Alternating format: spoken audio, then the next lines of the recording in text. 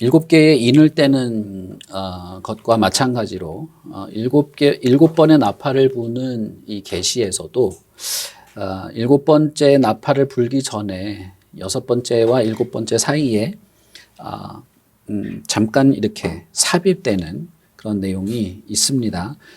제가 인을 떼는 것도 마찬가지라고 말씀드렸지만 이 나팔을 부는 것도 첫 번째 나팔이 있고 그 다음에 두 번째 나팔이 있고 이런 것이 아니라 이것은 다 동시에 일어나는 일이라고 말씀을 드렸죠. 그래서 오늘 우리가 읽은 10장과 다음 주에 그 11장의 내용도 여섯 번째의 심판이 있고 난 다음에 일어날 어떤 사건이 아니라 역사 속에서 계속 반복되어 오고 더 심화되는 하나님의 역사 속에서 동시에 있는 어떤 일들을 뭐랄까요, 일곱 번째 그러니까 최종적인 어떤 것들을 계시하는 것 전에 말하는 것이라고 보시면 되겠습니다. 우리가 연속해서 살펴보는 인을 떼는 것과 나팔을 부는 이 장면 속에서 우리가 계속 생각하고 있어야 되는 것은 이 모든 일들, 이 10장과 11장을 포함해서 그렇습니다. 이 모든 일이 이미 예견되고 결정되어 있다는 사실이고, 그리고 이것은 역사 속에서 지금도 반복되고 지금도 우리가 경험하는 일이라는 것입니다. 우리가 지난주에 그 영상을 통해서 본 것처럼 우리는 너무나 일상적인 어떤 것들을 경험하기 때문에 이것이 새롭게 느껴지지 않죠. 그래서 이게 하나님께서 세상을 다스리시고 심판하는 것의 어떤 예고편적인 그런 우리에게 힌트를 주는 사건들이라고 잘 인식을 하지 않고 그저 무슨 자연재해 아니면 어떤 불행한 사건 정도로 인식하는 그런 경향이 있죠. 그러나 우리는 성경 속에서 이 인류 역사 속에서 계속 반복되어 오는 이런 것들은 결국 하나님께서 이 세상을 최종적인 심판으로 이끌어 가시고 있다는 것을 보게 하는 것이고, 그리고 현재 우리가 사는 시간도 이 일곱 개의 인 혹은 이 일곱 개 뭐 최종적인 심판을 제외하면 여섯 번의 이 나팔이 불려지고 있는 그런 시간 속에 살고 있다라고 하는 것을 기억하셔야만 합니다. 그리고 특히 이 나팔을 부는 장면에서 하나님께서 공의로 이 세상을 심판할 때는 하나님으로부터 인을 받은 자들과 인을 받지 못한 자들의 현격한 격차가 있다라고 하는 것을 우리가 살펴보았습니다. 현대를 사는 성도가 겪게 되는 모든 고난은 사실상 심판이 아니라 연단과 훈련, 그리고 끝까지 견디는 성도의 삶을 의미하는 것입니다. 반면에 불신자들은 그렇지 않고 그들에게는 말 그대로 심판으로서 주어지는 것이 되는 것이죠. 그러므로 참된 성도들에게 있어서 말세라고 하는 지금 이 시간을 살아가는 것들은 오히려 하나님의 공의를 바라보게 하고 이 세상의 가치를 두기보다는 하나님의 완성될 나라를 기다리게 하고 그리스도의 증인으로서 흔들림 없이 살아가게 되는 그런 용기와 인내를 이렇게 요구하는, 인내를 가지도록 하는 그런 심판들, 그런 심판의 메시지라고 볼 수 있습니다. 반면에 불신자들에게는 이것은 그저 심판의 두려움 앞에서 떨거나 회개를 하도록 촉구하는 회개의 메시지가 될 것입니다.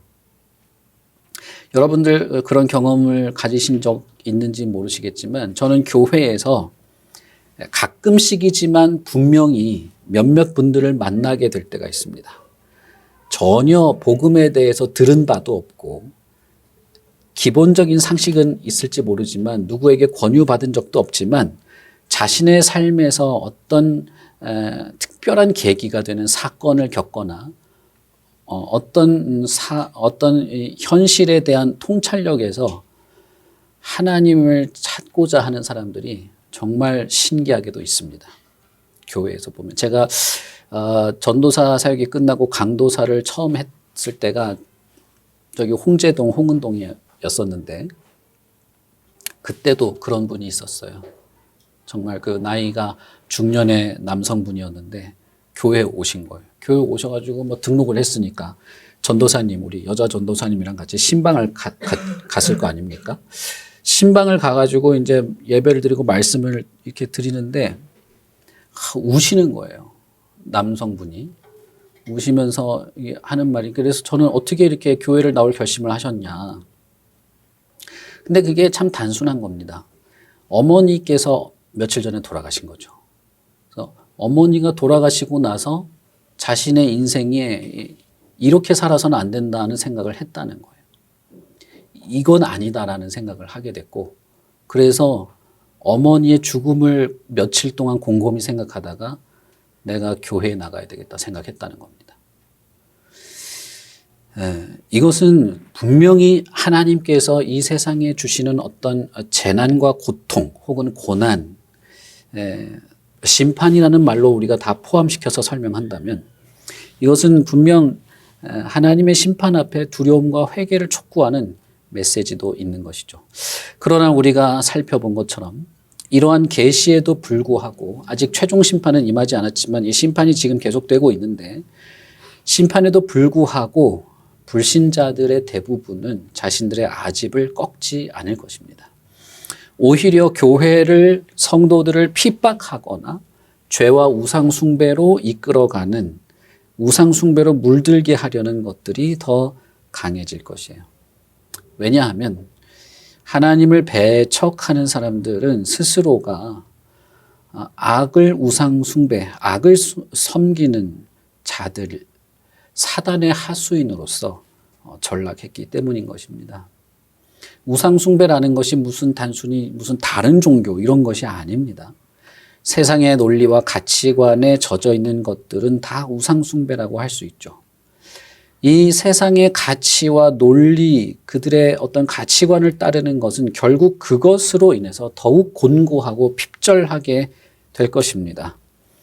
그런데 그럴수록 그렇게 더 핍절하게 되고 세상의 어떤 흐름을 쫓아가면 쫓아갈수록 더 공고해짐에도 불구하고 이 세상에 소망이 없다고 하는 것을 보지 못하고 더 그 허망한 것에 매달려 집착하게 되는 것이 말세, 즉 다시 말하면 현대를 살아가는 현대인들이 처한 심판의 어떤 모습이라고 볼 수 있습니다.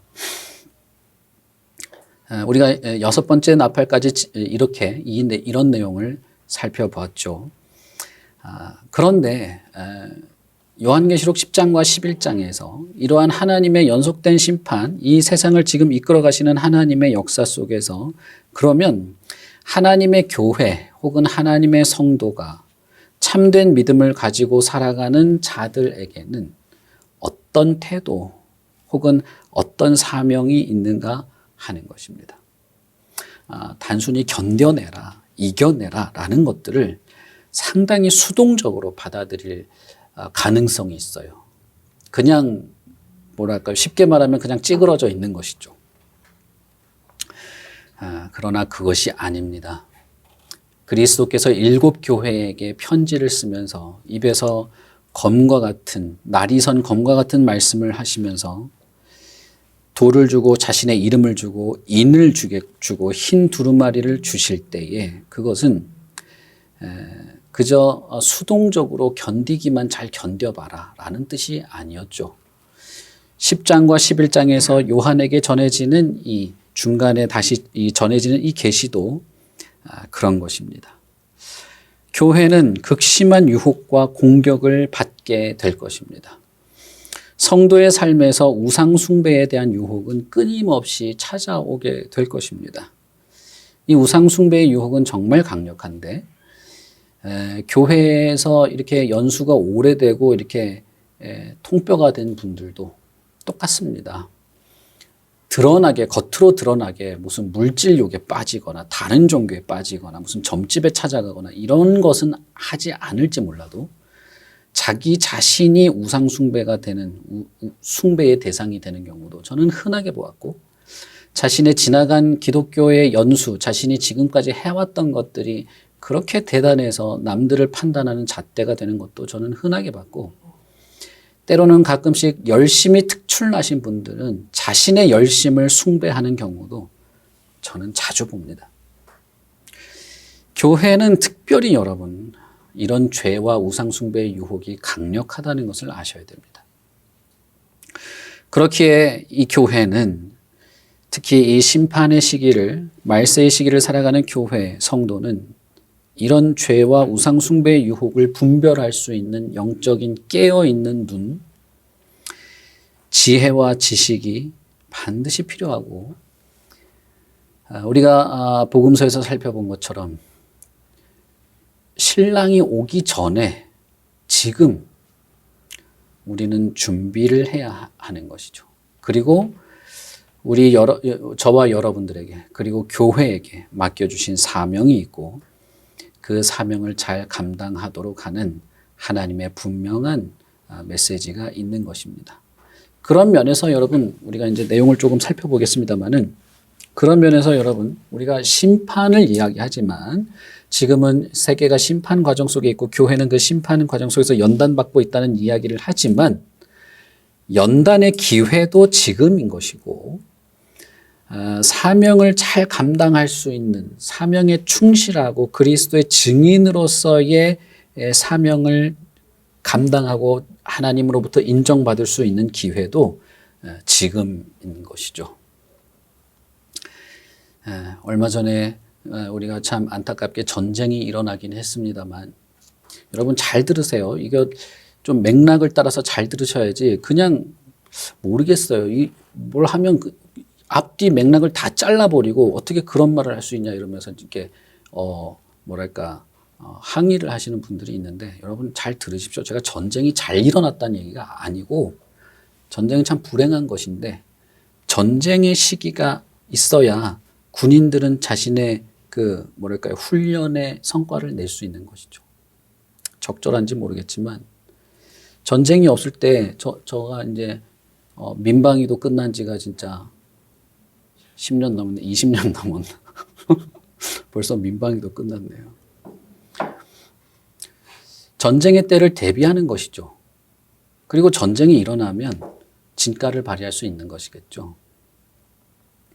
결국은 우리가 예수 그리스도의 말씀과 진리에 전신갑주를 입고 철저히 준비되어야 하는 것은 지금이 바로 그 전쟁의 시기이기 때문인 것이고, 이 전쟁 때, 환난과 심판의 때에 실제로 우리는 사명에 충실할 기회를 가질 수 있는 것입니다. 6번째 나팔이 끝나고 7번째 나팔이 불기 전에 새 음성이 들립니다. 그것은 우리가 읽진 않았지만 그 앞단락에 설명이 되어 있는데, 그 앞단락의 설명은 어떤 그 상황 설명이고, 하늘에서 나는 소리가 요한에게 가서 바다와 땅을 밟고 서 있는 천사의 손에 펴놓인 두루마리를 가져라. 천사가 손에 들고 있는 펼쳐진 두루마리를 가져가라 라고 명령하는 소리를 듣습니다. 그래서 우리가 읽은 8절에서 그 음성에 따라서 요한은 펴놓인 두루마리를 이제 받게 되는 것이죠. 이 장면은 에스겔 2장의 장면과 거의 흡사합니다. 여러분 요한계시록을 쭉 이렇게 하시면서 세례 요한이 에스겔 선지자, 스가랴 선지자, 예레미야 선지자를 아주 많이 인용하고 있다는 것을 아실 거예요. 그러니까 이것은 완전히 이전에 없던 새로운 미래에 대한 새로운 예언 이런 게 아닙니다. 구약에서부터 쭉 이어져 오던 하나님의 계시들이 계속 연결되고 있다는 사실을 아셔야 돼요. 그런 면에서 우리가 에스겔서를 한번 찾아보실까요? 우리 에스겔 2장 9절, 10절 한번 찾아보겠습니다.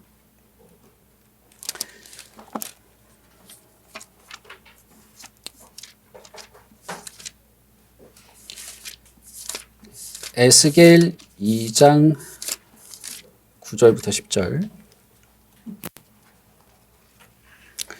에스겔 2장 9절에서 10절은 에스겔 선지자가 하나님으로부터 부름받고 사명을 받는 장면이에요. 그러니까 이 사람이 선지자로 부름을 받고, 선지자는 특별한 사명을 하나님께로 받죠. 그때의 그 장면입니다. 2장 9절과 10절을 보시면 우리 같이 한번 읽어볼까요? 시작. 내가 보니 보라 한 손이 나를 향하여 펴지고 보라 그 안에 두루마리 책이 있더라. 그러니까 그것을 내 앞에 펴시니 그 안팎에 글이 있는데 그 그 위에 애가와 애곡과 재앙의 말이 기록되었더라. 에스겔 선지자를 하나님께서 부르실 때 선지자로 부르시죠. 부르면서 사명을 주시는데 그때 그 사명은 두루마리를 주면서 이 두루마리 먹어라. 먹고 그 내용을 전해라. 이런 내용이었죠. 그때 그 두루마리를 받을 때의 장면을 보면 손에 펼쳐진 두루마리를 보게 됩니다. 그리고 그 두루마리는 안과 밖으로 빼곡하게 글자가 적혀 있었죠. 자, 3장 우리 1절부터 3절도 한번 같이 읽어보겠습니다. 시작. 또 그가 내게 이르시되 인자야 너는 발견한 것을 먹으라. 너는 이 두루마리를 먹고 가서 이스라엘 족속에게 말하라 하시기로 내가 입을 벌리니 그가 그 두루마리를 내게 먹이시며 내게 이르시되 인자야 내가 내게 주는 이 두루마리를 내 배에 넣으며 내 창자에 채우라 하시기에 내가 먹으니 그것이 내 입에 달기가 꿀 같더라. 네. 주실 때 특별히 먹어라 라는 표현으로 사용하신 겁니다. 그래서 선지자는 입을 벌렸다. 그리고 벌린 입으로 두루마리, 하나님의 이 계시가 담겨진 두루마리를 먹었고 이제는 그 입으로 나가서 전하게 되겠죠. 그 두루마리는 달았다라고 되어 있죠. 달았던 이유는 그것이 하나님의 계시이기 때문입니다. 하나님의 뜻과 하나님의 생각과 하나님의 마음이 담겨 있는 것을 받았을 때 그것은 선지자에게 무척 달고 감미롭고 감동적인 것이었습니다. 그래서 이제 달았다라는 것이죠. 요한계시록 8장에 다시 와서 보시면 세례 요한도 손에 펼쳐진 여기서는 이제 천사의 손이라 되어 있죠. 천사의 손에 펼쳐진 두루마리를 받게 됩니다. 그런데 여러분 이 장면은 요한계시록에 한 번 더 있었죠. 그 전에 5장에 보면 있었죠. 5장 1절에 보면 이 두루마리를 누가 가지고 있었습니까? 보좌에 앉으신 이, 그렇죠. 어떤 분이었어요 방금? 대단하시네요. 역시 좋습니다. 보좌에 앉으신 이의 한 손에, 오른쪽 손이죠. 에스겔 선지자도 한 손에 들려진 두루마리를 받은 것처럼 요한도 뭘 받냐 하면 한 손에 들려진 두루마리를 5장 1절에 봅니다. 그런데 그 5장 1절의 두루마리는 펼쳐져 있지 않았죠. 7개의 인으로 봉해져 있었습니다. 그리고 그 7개의 인을 떼기에 합당하신 분은 어린 양이었었죠. 그래서 어린 양이 다 떼지 않습니까? 그래서 어린 양이 7개의 인을 뗐으니 이제 이 두루마리는 펼쳐진 것이죠. 그 펼쳐진 두루마리를 천사에게 주고 이제 천사가 세례 요한에게 주는 장면입니다. 그러니까 여러분 이 에스겔과 요한계시록에 있는 이 장면은 완전히 같은 장면이에요.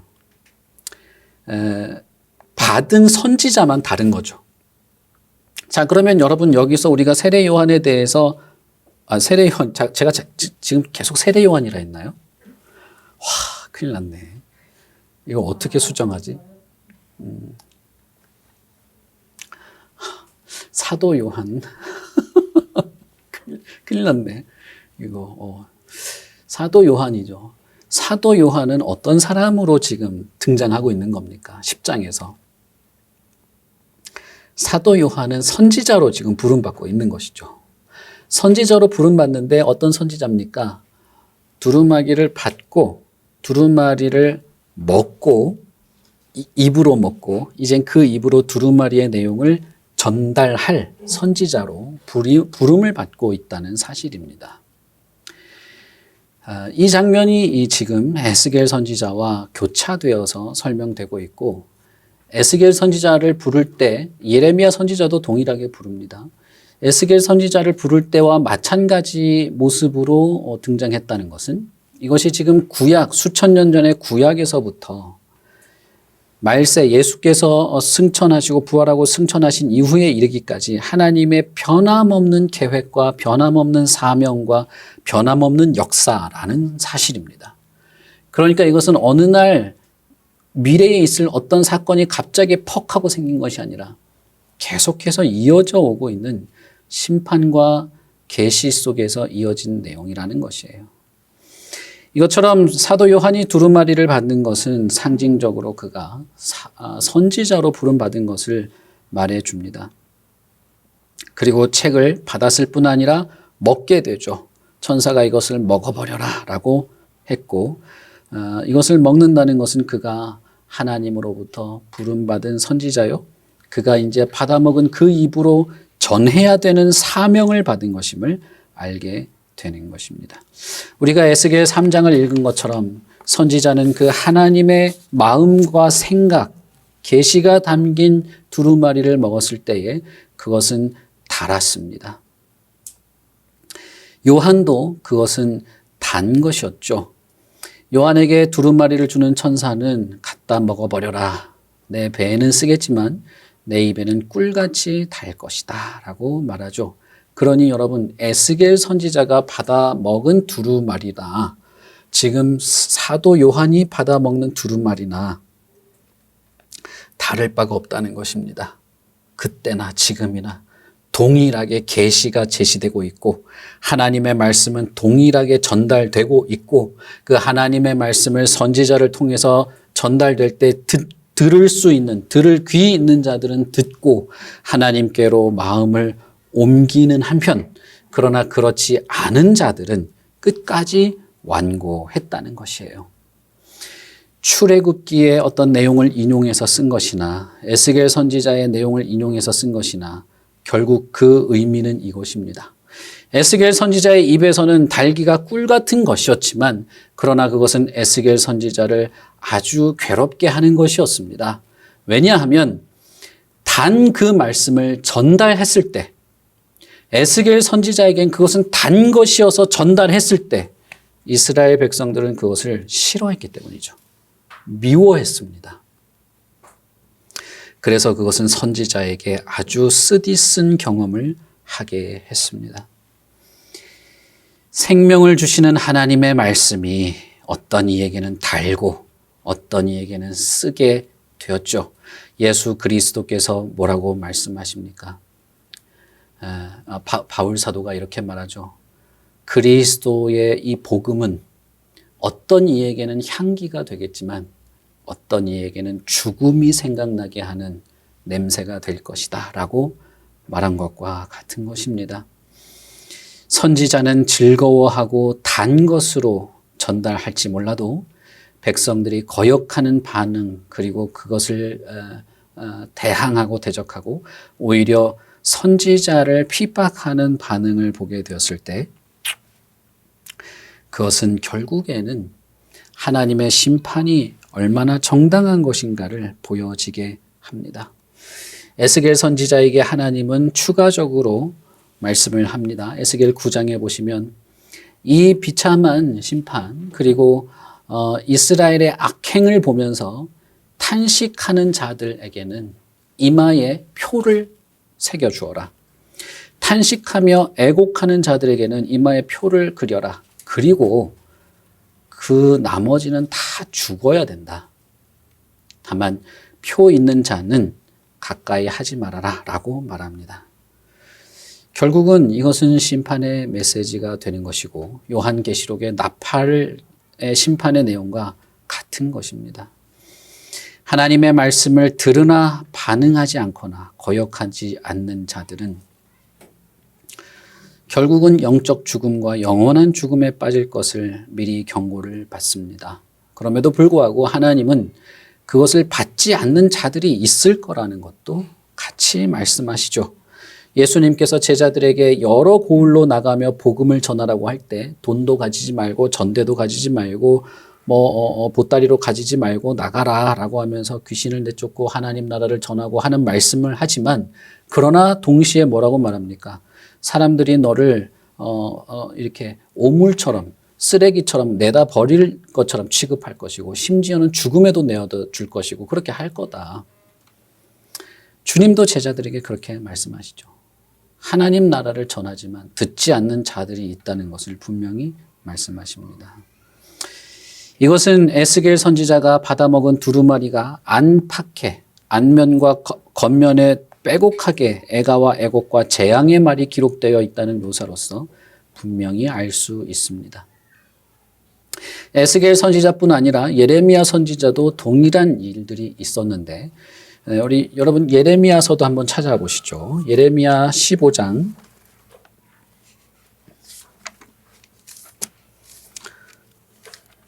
예레미야 15장 15절부터 18절입니다.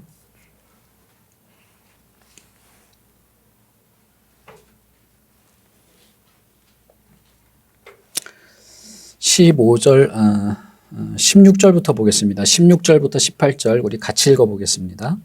만군의 하나님 여호와시여, 나는 주의 이름으로 일컬음을 받는 자라. 내가 주의 말씀을 얻어 먹었사오니 주의 말씀은 내게 기쁨과 내 마음의 즐거움이오나 내가 기뻐하는 자의 모임 가운데 앉지 아니하며 즐거워하지도 아니하고 주의 손에 붙들려 홀로 앉았사오니 이는 주께서 분노로 내게 채우셨음이니이다.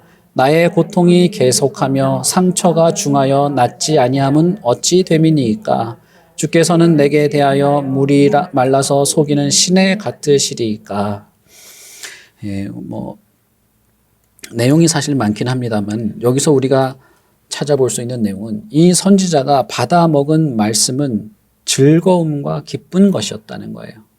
16절에 보면 예레미야 선지자가 주의 말씀을 얻어먹었죠. 그 주의 말씀은 기뻤던 것입니다. 단 것이었죠.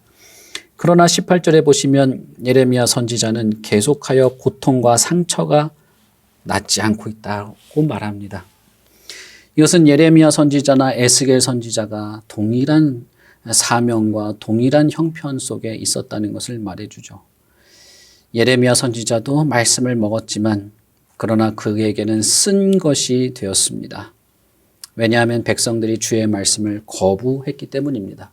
우리는 이것을 아주 잘 알 수 있죠. 예레미야 선지자가 얼마나 핍박을 받았는지 잘 알 수 있습니다. 나중에는 하나님의 징계가 있기 때문에 그 징계에 대항하지 말고 회개하라라는 메시지를 전했을 때 이스라엘 사람들이 종교 지도자부터 귀족부터 평민, 천민까지 다 뛰쳐나와가지고 예레미야 선지자의 뺨을 후려쳤습니다. 그럴 정도로 듣기 싫어했죠. 그것은 정말 예레미야 선지자에게는 쓴 것이었습니다. 자기가 이렇게 얻어맞아서 쓴 것이 아니라 하나님의 말씀이 거부당하고 거부하는 사람들을 보는 것이 쓴 것이었죠. 결국 선지자의 사명은 달기도 하면서 쓴 그런 것이었죠. 이런 옛 선지자와 같이 하나님의 계시를 전하도록 하는 이 사명, 선지자적 이 사명, 그것은 단 것이기도 하지만 그러나 완악한 세상으로 인하여서 쓰림이 있는 것입니다. 이 말씀을 그러니 받아먹었다라는 것이 무슨 의미인지 여러분 쉽게 아실 수 있겠죠. 이 말씀을 받아먹었다는 것은 말씀에 통달했다 이런 뜻이 아닙니다. 그러시죠? 신천지의 그 할아버지는 자기가 말씀을 받아먹었기 때문에 성경에 통달했다, 완벽하다 이런 소리를 하는데 그런 의미로 쓰인 게 아닙니다. 받아먹은 것은. 자세하게 설명 안 하셔도 여러분 알 겁니다. 이것은 하나님의 사명을 받은 것이에요. 하나님의 말씀을 받은 그대로 전하도록 하는 사명을 받은 것이고 선지자는 그 계명에 기뻐하고 즐거워하고 있었다는 것을 말하는 내용이 되는 것입니다. 그러니까 먹었다 이런 거에 어디 현혹되지 않으시면 좋겠고 그러실 리도 없겠지만 그리고 이제는 예수님이 부활하시고 승천하신 이후에 부름받은 이 선지자 사도 요한은 옛 이스라엘이 아닌 현재의 교회들, 현재를 살고 있는 저와 여러분에게 계시를 전하도록 하나님으로부터 사명을 받는 것입니다.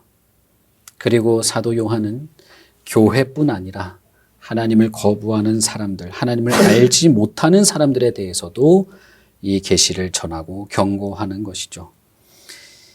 내가 천사에게 나아가 작은 두루마리를 달라 한즉 천사가 이르되 갖다 먹어버려라. 내 배에는 쓰나 내 입에는 꿀같이 달리라 하거늘 내가 천사의 손에서 작은 두루마리를 갖다 먹으니 내 입에는 꿀같이 다나 먹은 후에 내 배에서는 쓰게 되더라.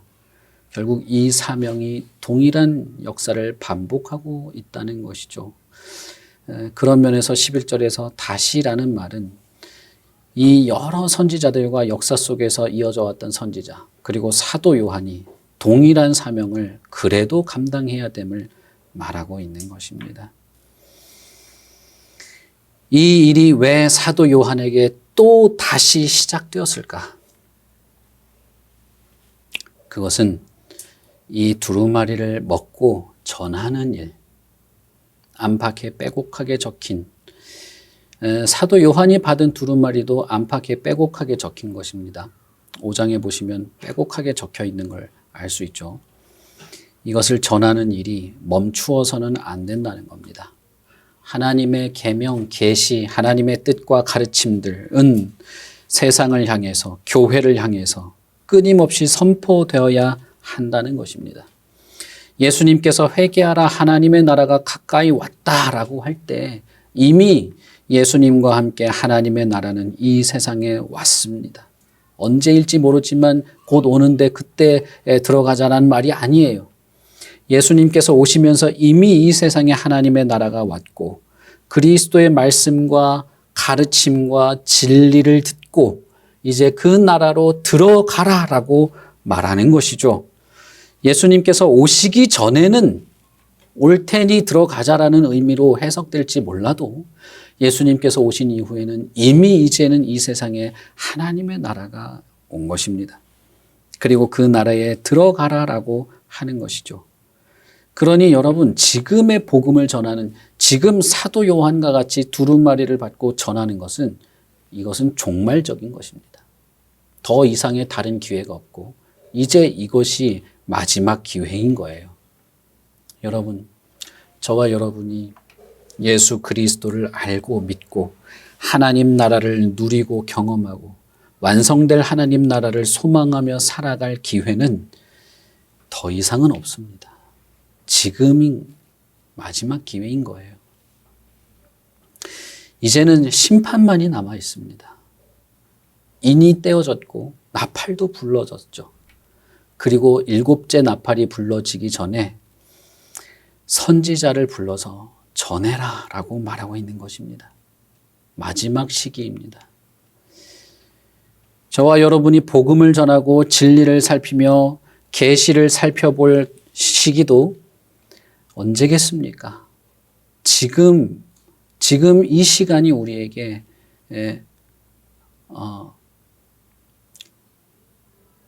얼마나 소중하고 중요한 시간이겠습니까? 저를 포함해서 여러분에게도 두 번째의 기회가 있는 것이 아니라 지금이 마지막 시기인 것입니다. 지금이 말씀을 들을 수 있는 최적기, 지금이 말씀을 전할 수 있는 최고의 시기인 것이죠. 이런 종말적 메시지를 선포할 선지자가 필요했다는 것이죠. 더 의미적으로 말하자면 이런 종말적 메시지를 선포할 대리자가 필요한 것입니다. 하나님께서는 에덴 동산에서 아담을 하나님의 대리자로 세웠습니다. 그때 아담은 왕 같은 지위를 가지고 있었죠.